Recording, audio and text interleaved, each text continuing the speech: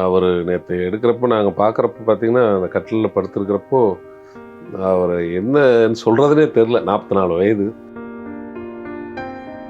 அந்த பாடியை வைக்கக்கூட கூடாதுன்ட்டாங்க building owners. அதுக்கு முதல் நாள் நைட்டு வீட்டு வாடகை ஏதோ பேலன்ஸ் இருக்குன்னு சொல்லிட்டு இவருக்கு அனுப்பிச்சிருக்காரு பாலாவுக்கு மெசேஜ். பாலா உடனே ஒரு 20,000 போட்டுட்ருக்காரு. போட்டுவிட்ட படம் காலையில் அந்த வீட்டு ஓனருக்கு போடுறதுக்குள்ளே இவர் இறந்துருக்காரு. எல்லாமே ஒப்புதல் வாங்கி ஏற்பாடு பண்ணிட்டு எல்லா ஏற்பாடும் பண்ணி வச்சுருந்தேன். அதுக்கப்புறமும் அவன் கேட்காம மது பழக்கம் அவனை விடலை. ஸோ அதுக்கப்புறம் நாங்கள் கான்டாக்டே பண்ணுறது கிடையாது. இந்த மது பழக்கம் எவ்வளோ காலமாக இவருக்கு இருந்திருக்குன்னு விசாரிச்சிருக்கீங்களா நீங்கள்? எனக்கு தெரிஞ்சு அவங்க தாய் தந்தை மறைவுக்கு அப்புறம் ரொம்ப அதிகமாயிட்டாரோன்னு தோணுது. சாப்பிட்டியான்னு கேட்குறக்கு ஒரு ஆள் வேணும், தண்ணி எடுத்து கொடுக்க ஒரு ஆள் வேணும், இதெல்லாம் தான் ஏதோ உறவுகளில் இருக்கணும். அது இவருக்கு ஒன்று கல்யாணம் ஆகிருந்துருக்குன்னா பரவாயில்ல, கல்யாணமும் ஆகலை. அந்த பக்கம் அம்மா அப்பாவும் இல்லை. ஸோ அந்த மன உளைச்சல், விரக்தி, தனிமையில் இருக்கிறேங்கிற ஒரு இது. அந்த நேரத்தில் வர சில கூடா நட்புகளில் சேர்றவங்களோட இது இருக்குல்ல, அவங்க விட்டு விலகிறப்போ இவங்களும் இப்படி தான் இருக்காங்களே அப்படிங்கிற ஒரு அவரை அதை பொது இடங்களுக்கோ பொது வெளிகளுக்கோ போய் பழகி இருந்தாருன்னா இது இந்த அளவுக்கு பாதிக்கப்பட்டிருக்க மாட்டாங்க. அவருக்கு தெரிஞ்ச ஒரு தோழி இருந்திருக்காங்க. பட் அது 4 மாதத்துக்கு முன்னாடி இந்த வீட்டுக்கு வர முன்னாடி ஏதோ மனஸ்தாபத்தில் 2 பேரும் பாலாகிட்ட கேபி பாலாகிட்ட நான் பேசுகிறப்ப கூட நேற்று சொன்னார், நான் இறந்தால் என்னை ஒரு ராஜ மரியாதையாக ஒரு நல்லா கிராண்டாக என்னை எடுத்துகிட்டு போயிடுங்க அப்படின்னு சொல்லி கேட்டிருக்கேன்.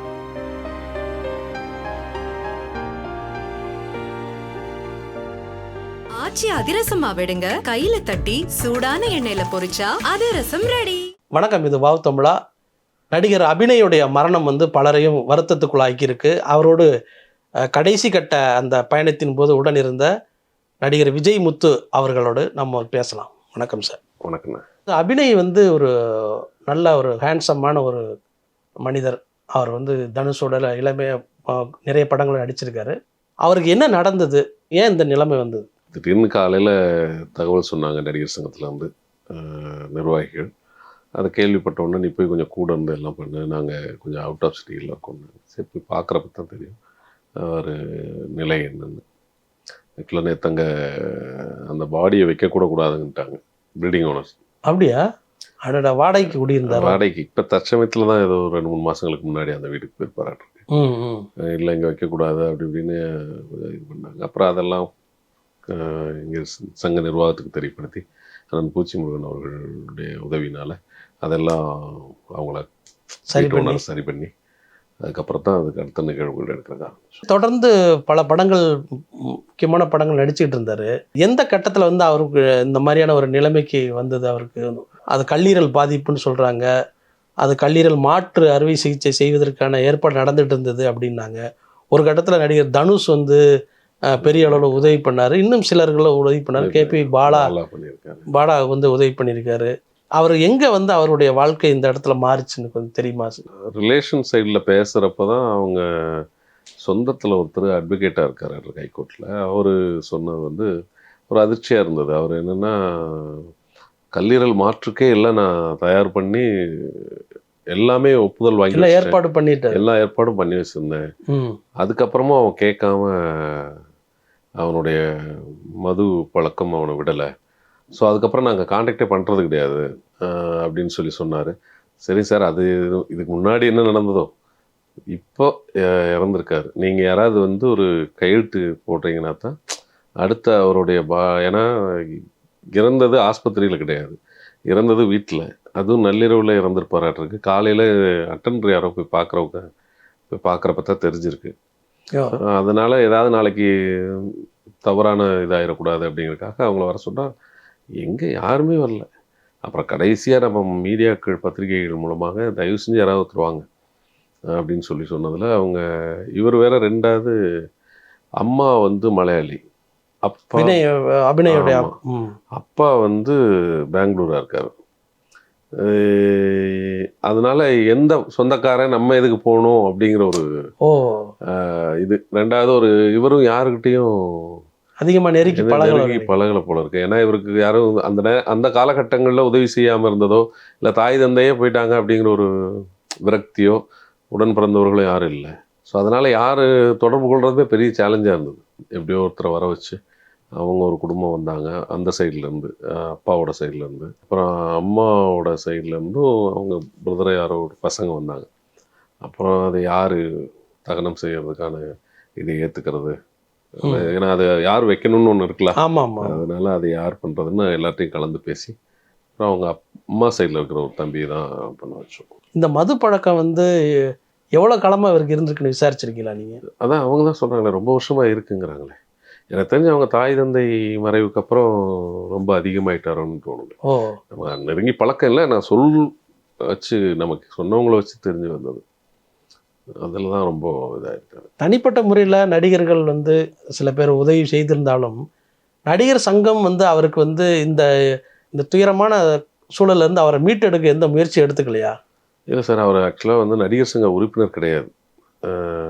அவரை பற்றின டீட்டெயில் ஒரு சங்க உறுப்பினராக இருந்தால் அவங்க பொதுக்குழு அது இது மாதிரி வரலைன்னா லெட்ரு போகும், ஏதாவது ஒரு விஷயத்தில் கேள்விப்படுவோம், அதை வச்சு தெரியும். இவரை தெரிய வந்ததே லேட்டாக தான் தெரிய வருது. அப்போவே அவருக்கு ரொம்ப அதிகமாகிடுச்சு உடல்நிலை பாதிப்பு அப்படிங்கிறது தெரிய வர்றப்ப தானே. ஏன்னா இப்போ கேபிவி பாலா தெரிய வந்து ஒரு வருஷத்தில் அவர் எவ்வளோ உதவி பண்ணியிருக்காரு, எல்லாமே முயற்சி எடுத்திருப்பாங்க. பட் அவரோட உடல் ஒத்துழைப்பு கொடுக்க முடியாத சூழல்கள் உருவாயிருக்கலாம். ஏன்னா அவர் உடம்பே எனக்கு பார்க்குறப்ப நீங்கள் பார்த்துருப்பீங்களா, அவர் உடம்பே அவ்வளோ அழகான ஒரு ரொம்ப அழகான ஒரு ஸ்டைலிஷான ஒரு அப்படி இருக்கிற ஒரு கம்பீரமான ஒரு உருவம். அவர் நேற்று எடுக்கிறப்ப நாங்கள் பார்க்குறப்ப பார்த்தீங்கன்னா அந்த கட்டிலில் படுத்துருக்கிறப்போ அவர் என்னன்னு சொல்கிறதுனே தெரில. 44 வயது. அதனால் நடிகர் சங்கம் எல்லா சங்கங்களும் வந்து உதவி பண்ணுறாங்க. இது வந்து நம்ம அபிநயிங்கிறது ஒரு மக்களுக்கு பரிச்சயமான ஒரு முகங்கிறதுனால நம்ம அவருக்கு செய்ய வர்றது கேள்வியாக வருது. இது இல்லாமல் நாடக கலைஞர்கள் எத்தனையோ, உங்களுக்கு 24 சங்கங்கள் இருக்குது. 24 சங்கங்களில் ஃபைட்டர் இருக்காங்க, டான்சர்ஸ் இருக்காங்க, ஒளிப்பதிவாளர், இப்படி எல்லா துறை சார்ந்தவங்களும் இருக்காங்க.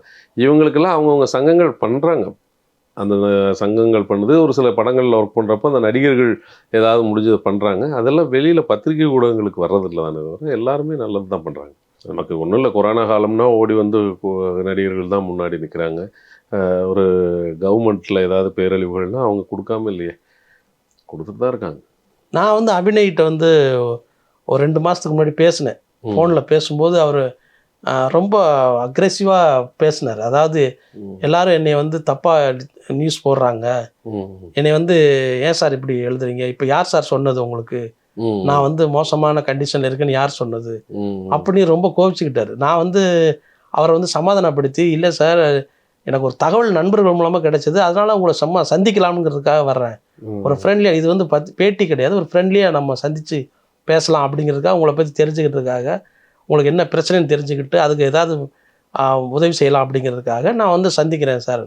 சரி சார் நான் சொல்கிறேன், அப்புறம் வந்து மீட் பண்ணுவோம் அப்படின்னு சொல்லிட்டு ஃபோனை வச்சுட்டாரு. திரையுலகத்தில் இவ்வளோ தொடர்பில் இருந்துட்டு சொந்த குடும்பத்தோடைய தொடர்பில் இல்லாத அளவுக்கு மது வந்து ஒரு தாக்கத்தை ஏற்படுத்திருக்கலாம். இது மது மட்டுமே நம்ம சொல்லிட முடியாதுங்க. மன உளைச்சல் வந்து ஏன் உங்களை சாப்பிட்டியான்னு கேட்குறக்கு ஒரு ஆள் வேணும், தண்ணி எடுத்து கொடுக்க ஒரு ஆள் வேணும், இதெல்லாம் தான் ஏதோ உறவுகளில் இருக்கணும்.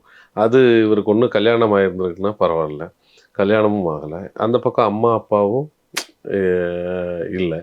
ஸோ அந்த மன உளைச்சல், விரக்தி, தனிமையில் இருக்கிறேங்கிற ஒரு இது, அந்த நேரத்தில் வர சில கூடா நட்புகளில் வந்து சேர்றவங்களோட இது இருக்குல்ல, அவங்க விட்டு விலகிறப்போ இவங்களும் இப்படி தான் இருக்காங்களே அப்படிங்கிற ஒரு அவரை அதை பொது இடங்களுக்கோ பொது வெளிகளுக்கோ போய் பழகி இருந்தாருன்னா இது இந்த அளவுக்கு பாதிக்கப்பட்டிருக்க மாட்டாரு எல்லாம். ஏன்னா அவரை தெரியாத நபர்கள் கிடையாது. சினிமால யாருக்கும் அபிநயம்னா தெரியும்.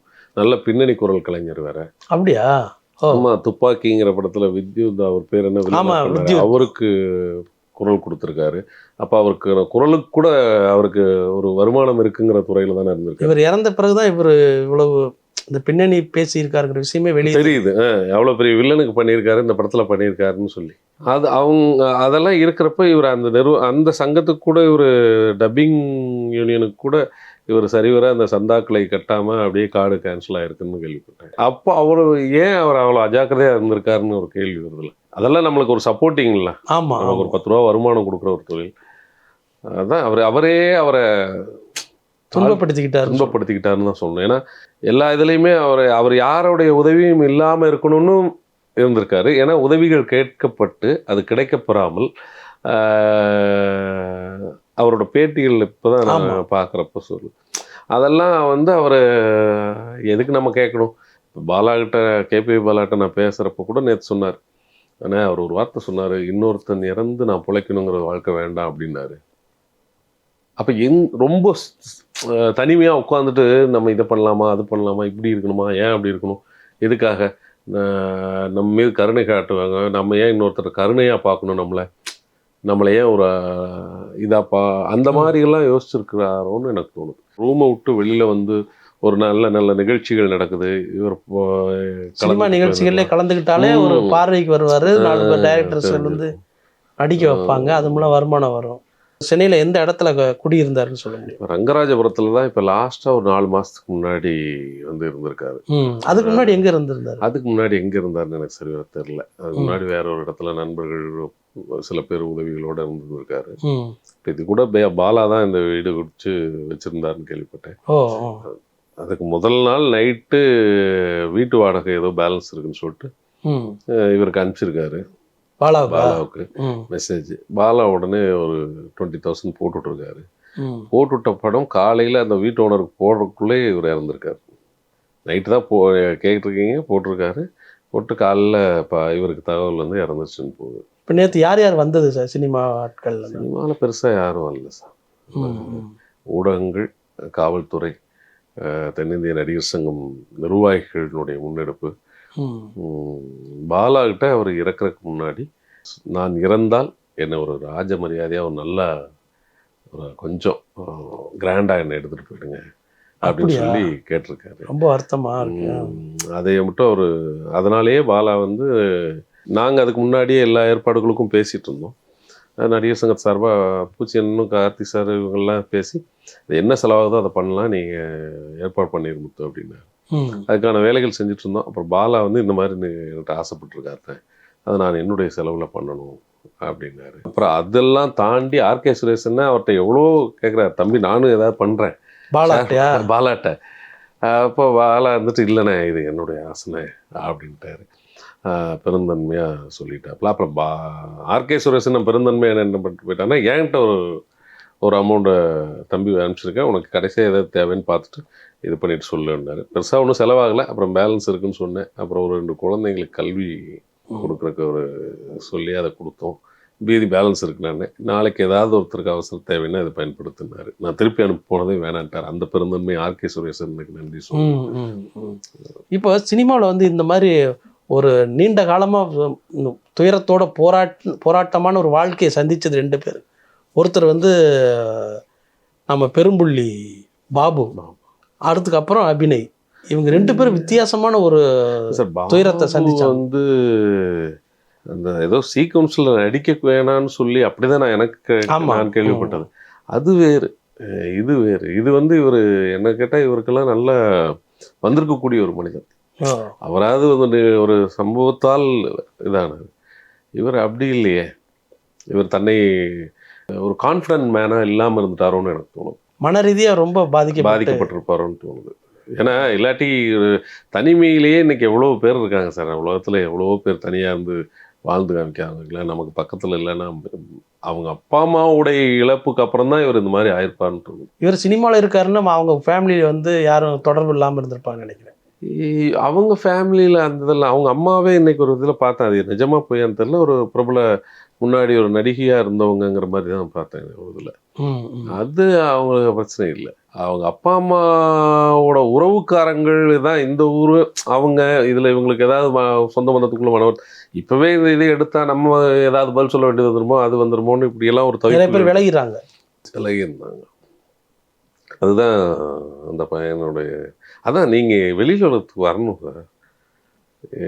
என்னையே நான் சிறைப்படுத்தி வச்சுக்கிட்டு இருக்கேங்கிற மாதிரி இருந்துட்டு அவருக்கு என்னென்னா இன்னொன்று உடல் மாற மாற நம்ம எங்கே அங்கே போகிறது, நம்ம போனால் மதிப்பாங்களாங்கிற ஒரு எல்லா அச்சமும் இருந்திருக்கலாம். இவர் டாக்டர் சைட்லேருந்து இந்த கல்லீரல் இந்த மாற்றம் அது என்ன சொன்னாங்க? டாக்டர் வந்து சொன்னாங்க நேற்று செக்அப் பண்ணுறப்போ அந்த டெத் சர்டிஃபிகேட் வாங்குறப்போ என்ன சார் அப்படின்னு கேட்குறப்போ அவர் 2-3 மிஸ்டேக் சொன்னார். அந்த டாக்டர் சர்டிஃபிகேட்டில் போடுறதுக்கு டெத் சர்டிஃபிகேட்டுக்கு அப்படி தான் போட்டு வாங்கியிருக்கோம். என்ன சொல்லியிருந்தாரு? கல்லீரலில் ப்ராப்ளம், அவர் இன்னொரு ஏதோ இதில் சொன்னார், சிறுநீரகமா என்னன்னு சரியாக தெரில, பட் 2-3 மிஸ்டேக் சொன்னார், இந்த மாதிரி ப்ராப்ளங்கள் அவருக்கு இருக்குது அப்படின்னு. பொதுவாக சினிமாவில் இந்த வந்து மதுங்கிறது வந்து பெரிய ஒரு பிரச்சனைக்குரிய விஷயமாவே இருக்குது. அதை தவிர்க்க முடியாதவங்க வந்து இந்த மாதிரியான ஒரு துயரத்தை சந்திக்கிறாங்க. இது என்ன பண்ணுறது? மது வந்துங்க இப்போ பப்ளிக்கில் வந்து நம்ம போகிறப்போ வந்து நார்மலாக இருக்கிறவங்களுக்கு என்னென்னா, ஒரு நாளைக்கு ஒரு லைட்டாக சாப்பிட்லான்னு சொன்னால் ஏதாவது ஃப்ரெண்டு வந்தான்னா வாங்கி கொடுக்குறதில்ல, அவன் அடுத்த நாள் வாங்கி கொடுக்கணும்னு இப்படி ஒரு இது இருக்கும். இது நடிகர்கள் என்னென்னா, எங்கேயாவது ஒரு பப்ளிக்காக ஒரு இடங்களில் இவங்க பொழுதுபோக்காக போனாங்கன்னா அங்கே ஒரு நல்ல நண்பர்கள் கிடைப்பாங்க. அவங்க கூட ஜாலியாக இருக்கிறோன்னு ஃபஸ்ட்டு ஒரு நண்பர் வருவார், அவர் கூட கொஞ்ச நேரம் சாப்பிட்டுட்டு இருப்பாங்க. அப்புறம் இன்னொரு நண்பர் வருவார், என்ன சார் அப்படி பண்ணியிருந்தீங்க, என்ன சார் என் கூட லைட்டாக சார் அப்படின்னு சொல்லுவாங்கள்ல. இந்த மாதிரி நிகழ்ச்சிகள்லையும் வெளி நிகழ்ச்சிகள்லையோ இல்லை வெளிநாடு தொடர்புகளோ அங்கெல்லாம் போகிறப்போ அது ஒரு ஜாலியாக எடுக்கிற ஒரு விஷயம். பின்னால் அது எல்லார்ட்டையுமே நம்ம நான் என்கிட்ட கூட அந்த தவறுகள் இருக்குது. அதை நான் எந்த அளவுக்குன்னு ஒரு விஷயம் வச்சுருப்போம்ல, ஒரு நமக்குன்னு குடும்பம், நம்மளுடைய எதிர்காலம், இவ்வளோ வருஷம் கஷ்டப்பட்டு வந்திருக்கோம், இனிமேல் நம்ம அடுத்த ஸ்டெப்புக்கு போகணுன்னா எதை அளவுக்கு மீறி எடுக்கக்கூடாதுங்கிற ஒரு விஷயம் இருக்கும்ல. அந்த தவிர்த்தல் வந்து நமக்கு சுய கட்டுப்பாடு இருக்கணும். அதுதான் இங்கே நம்ம என்னதான் ஃப்ரெண்ட்ஸோட பார்ட்டியில் இருந்தாலும் நமக்கு ஒரு லிமிட்னு இருக்கும். இல்லை நம்ம வீக்லி ஒன்ஸ் இப்படி இந்த மாதிரி ஏதாவது இருந்தால் தவிர்க்கலாம். மிகப்பெரிய வெற்றியை நோக்கி பயணிக்கிற நேரத்தில் தான் இந்த மாதிரி இதில் மாட்டுறாங்க. அது காலத்தால் அது எவ்வளோ காலம் நம்ம அதுக்காக நம்ம வாழ்க்கையை தியாகம் பண்ணி ஒரு துறையில் வந்திருக்கோம். அந்த துறையை அடைய போகிற நேரத்தில் இதெல்லாம் அடைய போகிற நேரத்தில் இந்த பழக்கத்தால் ஆமாம், பல நாள் வருஷம் உடம்புக்குள்ளே இருக்கிற அந்த டேமேஜ் கொஞ்சம் கொஞ்சமாக இம்ப்ரூவ் ஆகிற மாதிரி இவர் வெற்றி எப்படி இம்ப்ரூவ் ஆகுதோ அந்த நேரத்தில் மொத்தமாக வந்து இவங்களை இது பண்ணி சக நடிகர்கள் நானே எனக்கு அது தோணுச்சுன்னா நான் 100 தடவை யோசிக்க வேண்டிய நிலை இருக்குது. நம்ம இவ்வளோ வருஷம் எவ்வளோ தியாகங்கள் பண்ணியிருப்போம், நம்ம குடும்பங்கள் எவ்வளோ யோசிச்சிருப்பாங்க. ஸோ இருக்கிறத அளவோடு இருந்துட்டா நல்லது. இப்போ உங்களுக்கு வந்து சொல்லுங்கள், நடிகர் சங்கத்துடைய இதோட விழிப்புணர்வுக்காக ஏதாவது அவங்க வந்து முயற்சி எடுத்துக்கிறாங்களா? அவங்க எந்த மாதிரியான உதவி? கலைஞர்களுக்கு வருஷம் நம்ம பொதுக்குழு நடத்துகிறப்போ கேம்ப் நடத்துகிறோம், சின்ன திரையில் நடத்துகிறாங்க. சின்ன திரையில் இப்போ நேற்று கூட ஒரு கேம்ப் நடத்துனாங்க, அவங்க குடும்பத்துக்கே உடல் பரிசோதனைகள் எல்லாம் பண்ணிக்கலான்னு. சில பேர் அந்த இலவசத்தில் போய் நிற்கிறத கூட யோசிச்சுட்டு போகிறாங்களா என்னன்னு தெரில. ஸோ அதெல்லாம் தேவைங்கிறத நம்ம பண்ணி வச்சுக்கிறது நல்லதான். நம்ம உடம்பை நம்ம ஒரு செக்கப் பண்ணிக்கிறது நல்லதான். இது நடிகர் சங்கம் பண்ணுறாங்க, சின்ன திரையில் பண்ணிகிட்ருக்காங்க. இதெல்லாம் ஆண்டுக்கு ஒரு முறை இல்லை, 4 முறை 5 முறை பண்ணுறாங்க. அது நமக்கு தெரிய வரப்போ கொஞ்சம் கண்ட்ரோல் பண்ணணும். அது எல்லாமே நம்ம கையில் தான் சார் இருக்குது, நம்ம எடுத்துக்கிறத பொறுத்து தான் சார் இருக்குது. உடம்பை போய் பரிசோதனை பண்ணுறதுங்கிறது, நம்ம பரிசோதனை பண்ணுறதுக்கு முன்னாடியே ஒரு சின்னதாவது தெரியுமில்ல, நம்ம உடம்புக்கு என்னடா இன்றைக்கி ஒரு கேராக இருக்குது, ஏதோ ஒன்று தெரியுமில்ல. அந்த சிம்டம்ஸ் இருக்கிறப்ப பார்த்துட்டு சரி ஓகே இதை ஒரு 10 டேஸாக மாற்றிக்கலாம், நமக்கு இருக்கிற பழக்கத்தை ஒரு 15 நாளைக்கு ஒருக்க மாற்றிக்கலாம், இல்லை உடல் தேர்ற வரைக்கும். ஒவ்வொருத்தரோட மனநிலை தானே. அபிநயோடைய கடைசி பேச்சு யார்கிட்ட இருந்தது? பாலாகிட்ட இருந்திருக்கு. பாலாகிட்ட அதான் நள்ளிரவு வீட்டு வாடகைக்கு பணம் கேட்டு நேற்று நைட் பணம் கேட்குறாரு, இன்னைக்கு காலையில் இல்லை. அவர் போடுறதுக்குள்ளேயே பணம் போட்டாரு. பாலா பணம் போட்டாரு 20,000 ரூபா. நைட்டே போட்டாரு. இவர் ஹவுஸ் ஓனருக்கு கொடுக்கல, காலையில் தான் கொடுக்குறதுக்கு டைம். ஏன்னா நைட் 11 மணி என்னமோ சம்திங் அனுப்பிச்சிருப்பாராட்டிருக்கு, காலையில் அனுப்பிச்சிக்கலான்ட்டு இருந்திருப்பாராட்டிருக்கு. காலையில் செய்தி இவர் இறந்துட்டாரு. என்ன கொடுமைன்னா, அந்த தனிமை ரூமுக்குள்ளே என்ன அந்த நேரத்தில் வலி, ஒரு தண்ணி கொடுக்க, இதுதான் பெரிய ஒரு வருத்தம். அந்த இடம் எப்படி இருந்தது சார்? சும்மா ஒரு ரூமு, அந்த ரூமில் ஒரு கட்டில் சார். அட்லீஸ்ட் அந்த இடத்துல ஒரு தண்ணி தாகமோ இல்லை ஒரு விக்கலோ எடுத்து இல்லை ஒரு அந்த ஏதோ ஒன்றுக்கு இப்படி கை நீட்டுறா கூட ஆள் இல்லாமல் இருந்தது தான் எனக்கு ரொம்ப கஷ்டம். மனிதன் இறப்பு வந்து இவ்வளவு மோசமான இருக்கக்கூடாது சொல்லிட்டு பல பேருடைய மரணங்கள் இந்த மாதிரி விஷயங்கள் கேட்குறப்ப ரொம்ப கஷ்டமாக இருக்குது. ஒரு லைஃப் பார்ட்னராக இருந்திருக்கலாம் யாராவது, அவங்களுக்கு தெரிஞ்ச ஒரு தோழி இருந்திருக்காங்க. பட் அது 4 மாதத்துக்கு முன்னாடி இந்த வீட்டுக்கு வர முன்னாடி ஏதோ மனஸ்தாபத்தில் 2 பேரும் ஃப்ரெண்ட்லியாக இருந்திருக்காங்க. அப்படியா? ஆமாம். அவங்க விட்டு ஒரு பேட்டியில் கூட கொடுத்துருப்பாங்களே, அவங்க 4 மாதத்துக்கு முன்னாடி விலகியிருக்காங்க. அவர் யாருமே இல்லாமல் இருந்தது தான் எனக்கு நேற்று. ஏன்னா உள்ள ஒரு தனிதாகத்தில் ஒரு மருந்தை கொடுத்துருந்தா கொஞ்சம் நேரம் என்னன்னு பார்த்துருந்துருக்கலாம். இதுதான் கொடுமையான. இப்போ பாலா இங்கே வந்து இவர் அண்டர்டேக் பண்ணிக்கிறதுக்கு அவர் அது சம்மந்தமாக என்ன உங்கள்கிட்ட ஏதாவது பேசியிருக்காரா நேற்று? அவரோட கனவு ஆசைகளை எனக்கு அடிக்கடி சொல்லிகிட்டே இருப்பாருண்ணே, எனக்கு அடிக்கடி பேசுவார். அவருக்கு ஒரு ஃபீல்னா என்கிட்ட தான் உடனே தொடர்புக்கு வருவார். ஸோ அப்படி வர்றப்ப தான் அவருடைய மரணம் அடைந்தால் எப்படி என்ன இது பண்ணணும் எல்லா விஷயமும் என்கிட்ட சொல்லியிருந்தாருண்ணே. சொந்த பந்தத்தவே எல்லாத்தையுமே ஒரு ஒரு ஒரு அண்டர்ஸ்டாண்டிங்கே இல்லை. இதான் 2 வருஷமா யாரோட கான்டாக்ட் 2-3 வருஷமா இல்லைங்கிறாங்களே. அவங்களுக்கும் சரி ஓகே, நம்ம பையன், நம்ம வீட்டு பையன் அவ்வளோ அழக, நம்ம என்னதான் இருந்தாலும் நம்ம உறவுகளில் ஒருத்தன், அவன் இறந்துருக்கானே நேற்று வந்திருக்கணுமே. மேக்ஸிமம் 90% 95% உறவுக்காரங்களே யாரும் இல்லையே. யாரும் இல்ல. அப்படி என்ன எல்லாமே நண்பர்களும் நடிகர் சங்கமும் சேர்ந்து. இந்த மாதிரி ஆட்கள் தான் வந்ததுலேயே பத்திரிகையாளர் தான் அதிகமாக இருந்தாங்க. அப்புறம் எப்படி தான் அவங்களுக்கு தெரிஞ்சது இந்த தகவல் உறவினர்களுக்கு? இதான் நம்ம மீடியாவில் சொல்லிட்டோம் காலையிலேயே. தயவுசெய்து இந்த மாதிரி மீடியா மூலமாக நீங்க வேண்டுகோள் வைக்கிறீங்க. வேண்டுகோள் வைக்கிறேன். ஏன்னா அந்த டாக்டர் சர்டிஃபிகேட் வாங்குறதுல ஒரு சின்ன இது இருக்குது. 2வது டெத் சர்டிஃபிகேட் நம்ம கொடுக்குறப்போ யாராவது ஒருத்தவங்க அது சம்மந்தமான ரத்த சொந்தத்தில் யாராவது ஒருத்தர் இருக்கணுமேங்கிறதுனால அதை மீடியா முன்னாடி கோரிக்கை வச்சு, அப்புறம் அவங்களோட நம்பர் யாராவது ஒருத்தர் லைனில் வந்து, அப்புறம் காவல்துறை அவங்க சில நம்பரை பிடிச்சி அவங்களுக்கு தகவல் தெரிவிக்கப்பட்டு அதன் மூலமாக வந்தாங்க. அவங்களும் ஏதோ வர்றவங்கிற கடமைக்கு வந்த மாதிரி தான் இருந்தது. அந்த கொல்லி வச்ச எரியூட்டு நடத்தின பையங்க தான் வந்து ஏதோ அவங்க அம்மா வழியில் சொந்தம்ட்டு அவங்களும் ஒரு 4 ட்ரிப் பேசி இப்போ நீ பண்ணுறீங்களா, நீங்கள் பண்ணுறீங்களா, வேறு யார் பண்ணுறது அப்படின்னு சொல்லி, அப்புறம் நாங்கள் பண்ணுறோங்க அப்படின்னு சொல்லி அவங்க சொன்னதும் ஓகே. இவ்வளவு மோசமான ஒரு முடிவு. உலகம் இல்லை, அந்த பையன் தான் இந்த மாதிரி தான், இந்த மாதிரி ஏதாவது ரிலேஷனில் நமக்கு தெரிஞ்சதை பார்த்து சொல்கிறோம். பட் அவங்களுக்குள்ளே என்ன இருக்குங்கிறது நமக்கு தெரியாதுல்ல. அவங்க உறவுகள் முறைகளில் என்னென்ன மாதிரி இவங்க பழகிட்டாங்க என்னன்னு தெரியாது. நீங்க மலையாளம் படங்களும் நடிச்சிட்டு இருக்கீங்க. உங்களுக்கு சொல்லுங்க, மலையாளத்தில் இது மாதிரியான கலைஞர்களுடைய நிலை இருக்கா? அவங்க அங்கே எப்படி ஒரு பார்ட்டி கலாச்சாரம் அது அங்கே உள்ள ஆட்களுக்கு இருக்கா, நடிகர்களுக்கு? எல்லா இடத்துலையும் இருக்குது சார். நம்ம உலகத்தில் எங்கே எல்லா இடத்துலையும் இருக்கக்கூடியது சார். அது எதையுமே வந்து தேவலோகத்திலேயே தேவ அமிர்தம்னு சொல்லியிருக்காங்க. அதனால் அது எல்லா இடத்துலையும் தான் இருக்கும். அதை பயன்படுத்திக்கிற முறை, அதை உடல் எடுத்துக்கிற உணவு முறை, அப்புறம் உடல் சார்ந்து தெரிஞ்சுட்டு அடுத்த நாள் நம்ம எப்படி சரி பண்ணிக்கிறோங்கிற ஒரு முறை இருக்குல்ல, அதுதான் இங்கே பிரச்சனை. காலையில் உணவு எப்படி இது இன்றைக்கி ஒரு மாதிரி இருக்குன்னா நாளைக்கு காலையில் அதை உணவாக என்னென்ன எடுத்துக்கலாம். நம்ம அதை பண்ணுறது இல்லையே. நைட் 11 மணிக்கு ஃபாஸ்ட் ஃபுட்டை நோக்கி விடுறோம்.